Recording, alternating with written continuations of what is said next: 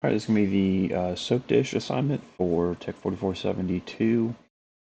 This is going to be a plastic injection molded part. So this would be made using a plastic injection mold. And when we're making a mold, or when we're making a part that's going to be plastic injection molded, there's some design considerations that we need to think about. Um, we're not going to go into like how we would decide those. You know, a lot of it depends on the material that's being used, the overall size of the part, how strong it needs to be. There's a lot of factors that go into it, but generally, what we're talking about is there's going to be some sort of draft. So you'll notice that so on our part, you know, all the vertical faces are angled. They have a draft. That way, they can actually be removed from the mold. It's the same thing we have. We don't have any sharp edges. Everything is rounded over. We have all these rounds. We have a thin part. So again, if we look at the section view here, we do have a thin part of 70 thou. Again, that would be something that would be based off of the material that's being used and the size of the part, how strong it needs to be, things like that. Um, and because it's thin, we've also got these ribs here to help strengthen the part. Probably wouldn't be necessary for this part, but if you go look at uh, any part that has been plastic injection molded, you're going to see things like this. You're going to see ribs. You'll see the part's very thin. I mean, even if you look at the remote for your TV or just about anything that is plastic, you'll be able to see signs of this. No vertical faces. Everything's got a draft on it. It's thin. You'll see these things everywhere. So we're going to go over how do we actually create a model that has some of these things. Um, so we're going to go and make a soap dish that we would plastic injection mold. So we'll open up NX and we'll start a new model. We are in inches, and you can just name this soap dish and make sure that you change the location that it's being saved to so it's not saving to the default directory. Want to make sure that we have changed our role to advanced. First thing that we'll do is we'll start with a sketch. We're going to sketch on the right view. And we're going to be creating a sketch that is essentially going to be dividing our soap dish down the center. So we're going to be creating a sketch along this plane. And we're making two rectangles, so I'll start off with the main rectangle. I'm just going to draw it up here.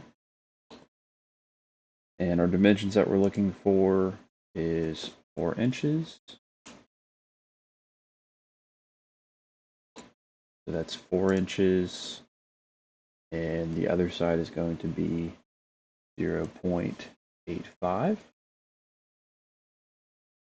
And I want the midpoint of this line to be coincident with our sketch origin. So I'm going to go and turn on persistent relations, and then we'll create a make coincident constraint. And I want to select the midpoint of this bottom line to our origin.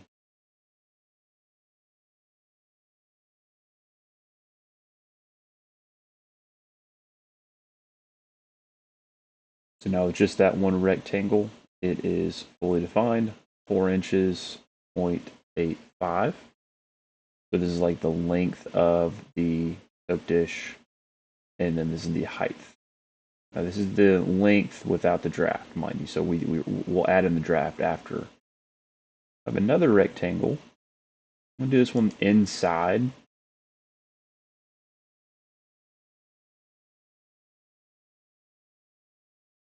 Our bottom line is going to be 3.25.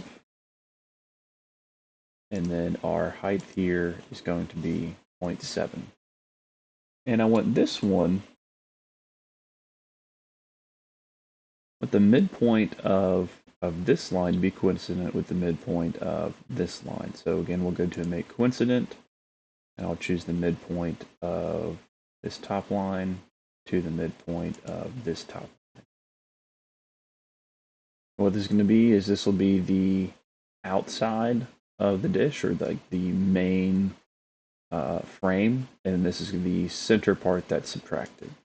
So this is the middle rectangle. This is the outside rectangle.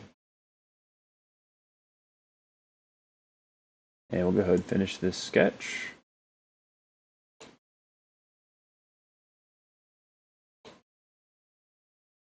And now I'll go to the extrude.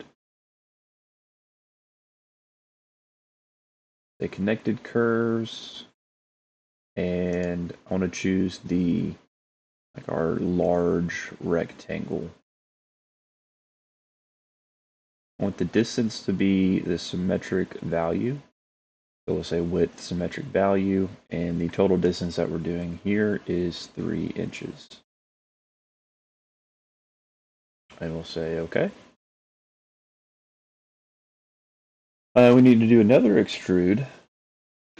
And this time we just want to select the still connected curves, but we want to make sure that we select the smaller rectangle. So what I'll do is remember we have we basically have 2 lines at the top here.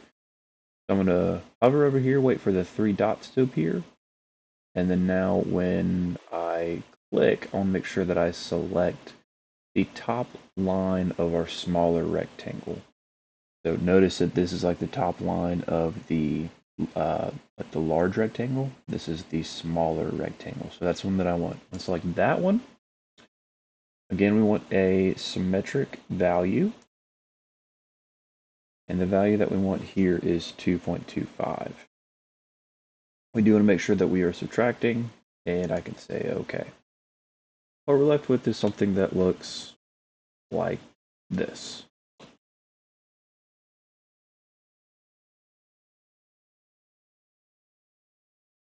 Go ahead and work on the inside. So we do have, it's slight, we do have a draft here on this side, and then an edge blend with a radius of 1/2 inch. So we'll do that with this inside, and then we'll move on to the outside.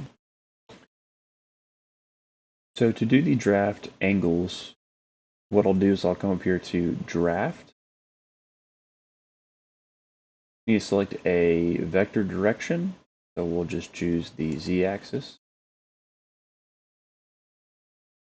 It's asking for a stationary face. This is the face that is essentially going to be our reference. So if we say 3 degrees, which is what we're going to be doing, if we say 3 degrees, we're saying 3 degrees from this face. It has to be a face that's actually making contact with the face that's going to be drafted. So for us, it's just going to be this top face. This will be our stationary face, so like the top of the part.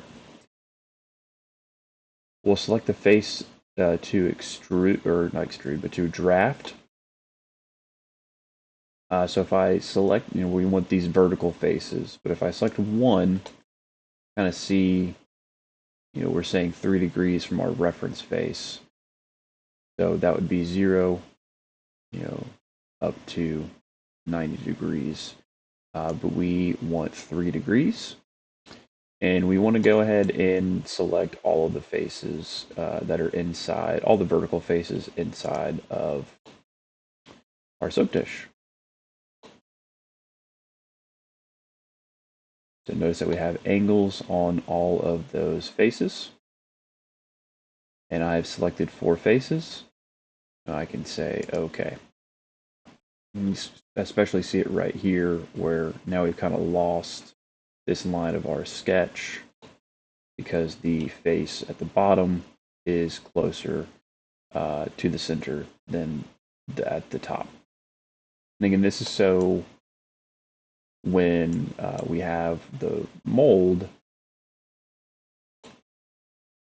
it can actually be released from the mold. This part can actually come out of the mold. Now we can continue with the center. We'll go ahead and add in our edge blends. We've got these 1/2 inch radius edge blends all around the center, so on these edges and also on the corners. So we'll come back and we'll go to our edge blend. And we want a radius of 1/2 inch, so 0.5. And we want all 4 of these bottom edges. And then also all 4 of the corners. And with this edge blend, I'm also going to go ahead and pick up the 4 corners of our soap dish. So we'll have all 4 of the bottom edges, all 4 inside corners, and then all 4 outside corners, since these are also 1/2 inch radius. I'll say okay. And our soap dish should look something like this. Go ahead and put the 3-degree draft angle on the outside. So one thing to note, make sure that we get right, is the draft angle that we have. So remember, on the inside, this draft is coming towards the center, so the bottom was coming towards the center. Now this draft is actually going the opposite direction, so these are coming out this way. Just something to be aware of whenever we're doing the draft. So we'll go to draft. Vector direction that we want is still the Z direction. Stationary face, our reference face is still going to be the top face. And when I go to select face for the draft, I want to make sure that we have tangent faces selected. If we do tangent faces, then it's actually going to select the entire perimeter for us, so we don't have to go and select each individual face. So make sure we have tangent faces selected, and the face that we want to select is just one of these outside perimeter faces. So I'll select this one here. I make sure that we have 3 degrees, and we do just want to make sure to check that it is the correct direction. Now, what do I mean by correct direction? If I flip this over, look at the bottom, notice that this highlighted line is essentially the edge of the extrude that we have. So if this was to be vertical, that would be the edge of our extrude. Notice at the bottom it's jetting out, meaning that the bottom is wider than the top. That's what we want. That's that 3-degree draft. If yours looks like this, notice that we're going in towards the bottom, then the vector direction is wrong. You need to flip the direction, so reverse direction, so that the bottom of the soap dish is wider than the top. Should look something like that. We'll say we still want 3 degrees. Make sure that we have 3 degrees, and we'll say okay. Now that we have our draft angles, we can actually shell this thing out and give the shell thickness that we have. So a shell thickness of 0.07. We'll go back to NX, and we'll actually use our shell command. So we'll use the shell tool. We want open, so we want to use open face.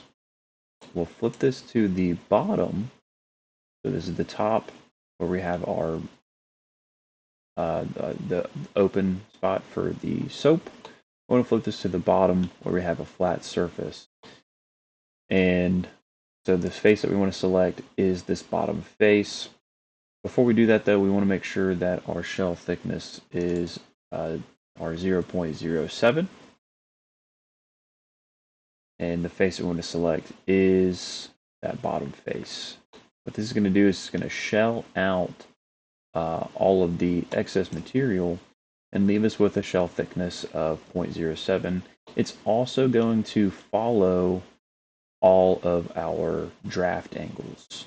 So this inside surface also has a draft angle, just like this vertical face here. It's not really vertical face. It's actually has a slight draft to it. That's what's nice about using the shell tool, is that it doesn't just shell it out. It actually shells it to a to match the other side of the shell thickness. So we can say OK, and now it's looking more like what it's supposed to be.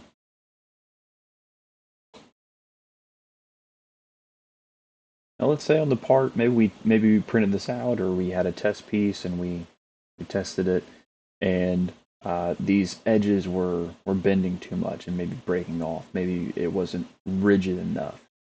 So to add some rigidity to the part, we're going to add some ribs.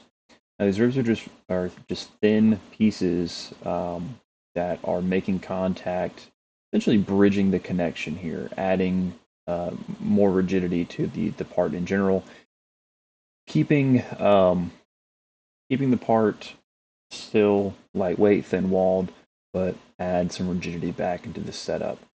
So what we'll do is we will add ribs to all 4 of the sides here.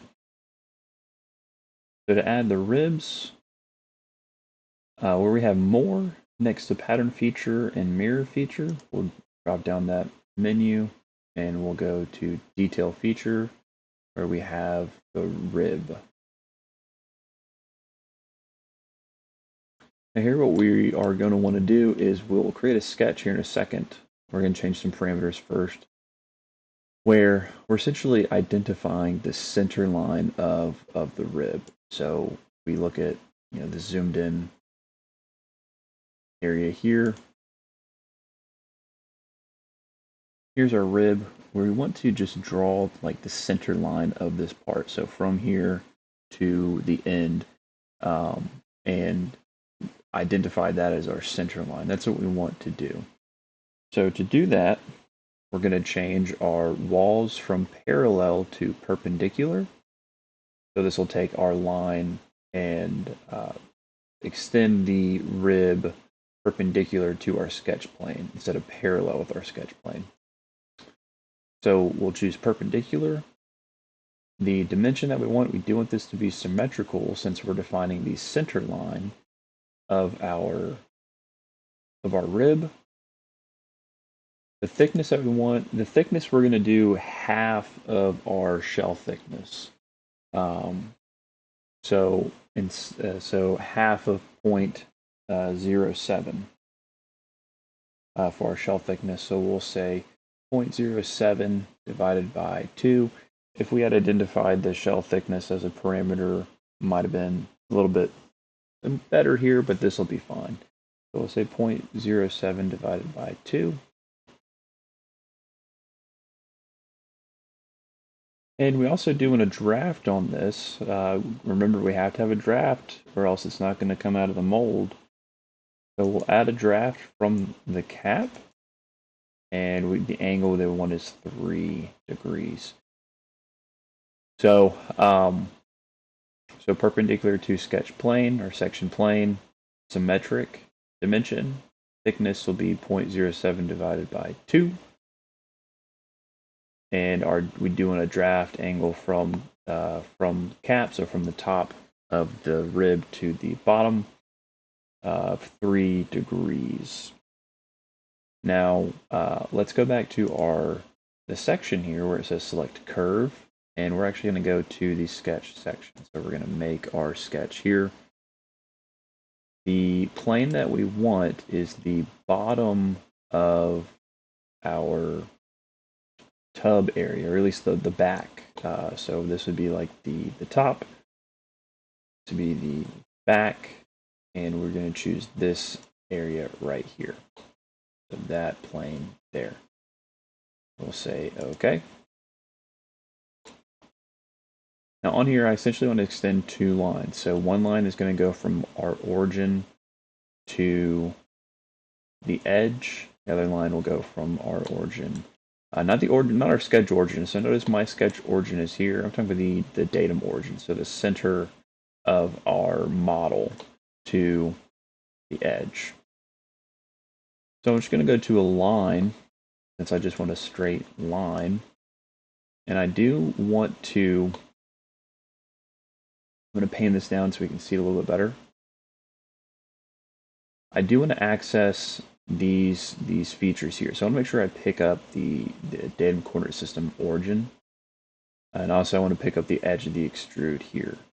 So I don't have access to any of that because my filter here, or my scope, is still within ActiveSketch only. So I'll go to either within a work part or entire assembly. And I want to pick up that datum origin. And then I want to come over here all the way to the,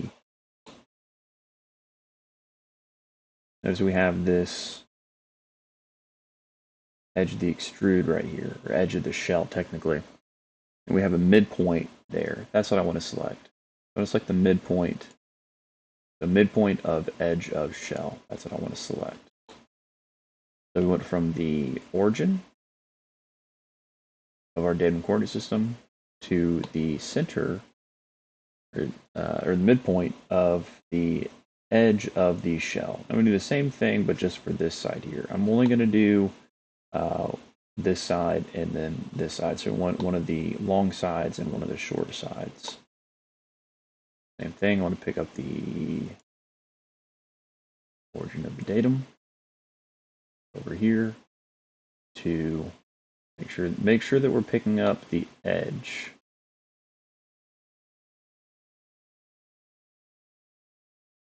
Midpoint of the edge of the shell.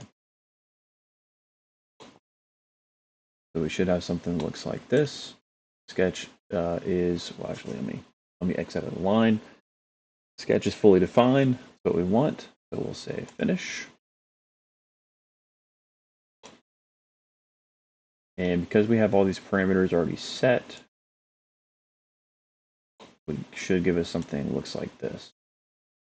I'll go ahead and say show results so we can kind of see a little bit better of what's going on. So notice it's extending from this plane going into the edge of our shell. And if we look at it from the top down, we'll see that we do have our draft angles.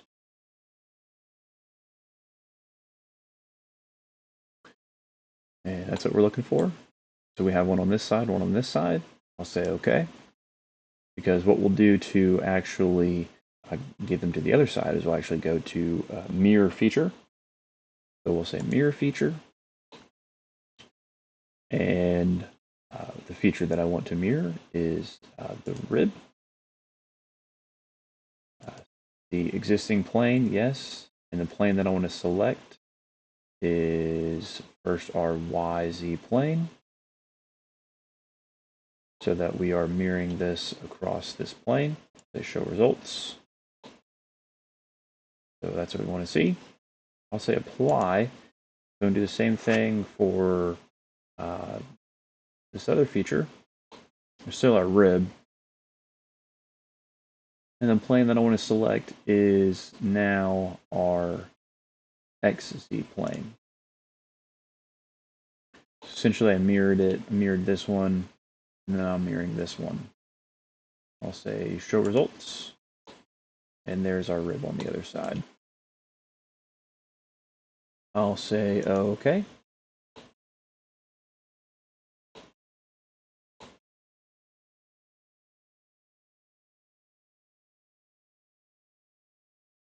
That's our soap dish looks like now. We've got our thin walls, we've got the ribs. Almost done. The last thing that we need to add is the slots, the 3 slots that go to the center of our soap dish. So we'll go to sketch, and we'll start this sketch on, oops, that's not what I meant to do.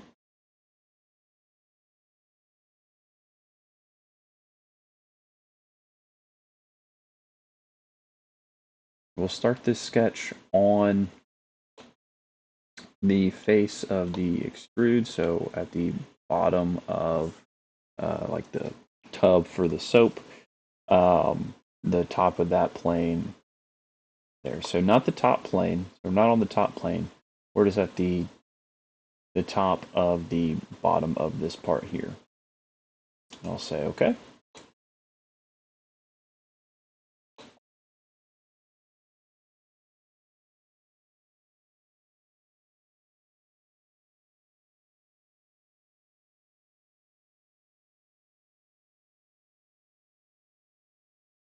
Now I have 3 slots here. I'm only going to do 1, and then we use the pattern feature to do the other 2. I'll go to my profile tool, and we'll want to center this around the origin here. But just to start off, what I'll do is I'll just kind of go around. Now, this is going to be at an angle, 45-degree angle. So I want to make sure that that I don't make any of the vertical lines or anything like that. Make sure that we avoid auto constraints here.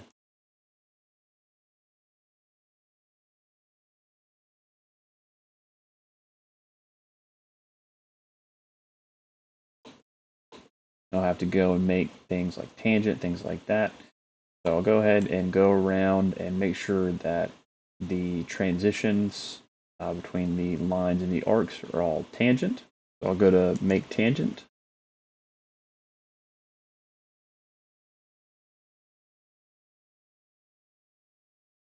And just make sure that everything is tangent.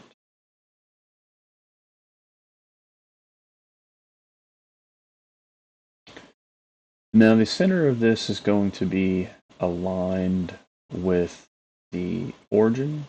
What I'll do for that is I'll create a line from the midpoint here.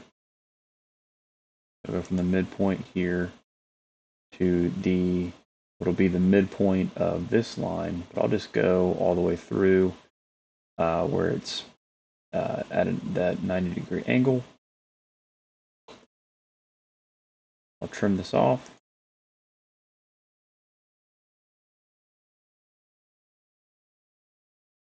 Now I've got a midpoint here, and I can say make coincident with the midpoint of that line that I just made.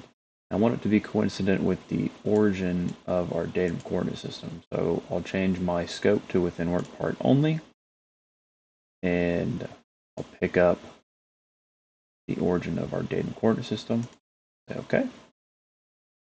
Now the slot here is centered around that origin point. This does need to be reference geometry, so I'll convert that to reference. Now let's go ahead and add in the size of the slot. So we know that from the center to center distance here, so from the center of this arc to the center of this arc, we'll make sure that we pick up the center distance, or the distance between centers here, not like the vertical distance, the horizontal distance. This is going to be 0.8. And we know that the distance between like the width of the slot is 0.2. Now, if you click on both lines like this, what can pop up is an angular dimension. So what I like to do is I just select the length of this line. I just click on the center line that we added, and now we have a distance, and I can say 0.2. We do one more thing just because of how we made this slot. This arc and this arc are not equal. So if we're not careful, what can happen is something like this, where clearly the radius here is much larger than this radius. So we need to make sure that they are equal. So we'll go to our make equal constraint, make sure that we have an equal radius, and we'll select our 2 arcs. And we'll say OK. And now we should have a slot with the correct dimensions. And we'll add in our angle. So our angle will be from one of the lines for our leftmost line here, angle between this line and our horizontal axis is going to be 45 degrees. So I'll select that line. And then I want to select either the y-axis or just this line of our sketch. They're on the same plane, so it doesn't really matter. If you can't access this line, make sure that your scope is entire assembly or within work part only. And we'll select that line. Should have an angular dimension pop up. We want this to be 45 degrees. Now our sketch should be fully defined. We'll go ahead and hit finish. And I'm going to go ahead and extrude this. We'll make sure that we're going down through our part. And we want this to be a through all. So this is going to be extruded all the way through our part. And I'll say OK. And to do the other two, what I'll do is we're going to go to a pattern feature. The layout that we want is a linear. The feature that we want to pattern is that extrude, so the extrude for the slot. The vector direction is going to be along the y-axis. Doesn't matter. It doesn't matter which one that we select because we want it to be symmetric. So we want to make sure that we have symmetric selected. The spacing that we're looking for is count and span because we know that we've got 2. So we'll have one on the left, one on the right.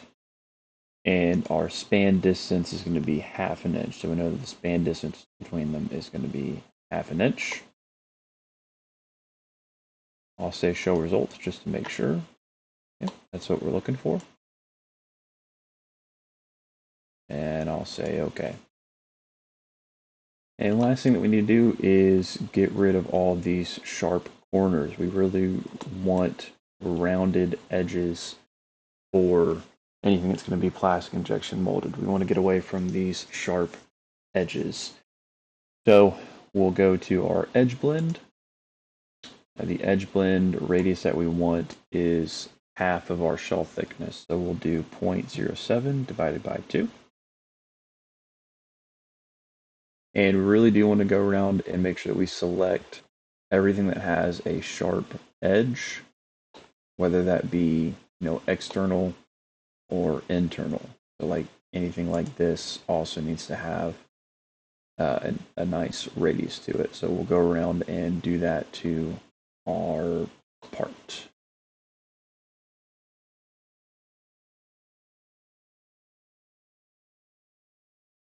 With large parts like this, where we have a lot of edge blends,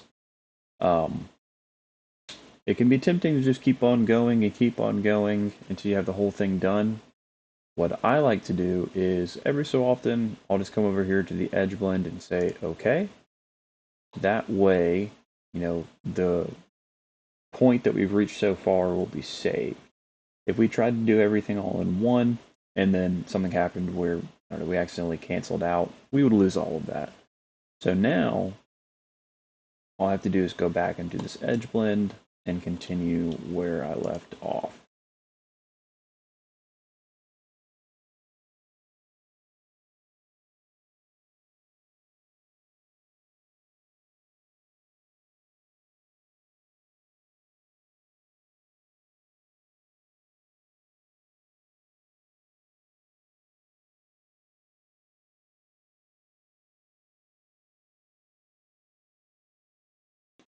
Alright, and that's it for the soap dish. Make sure that you save your file and submit it to the Dropbox on Canvas.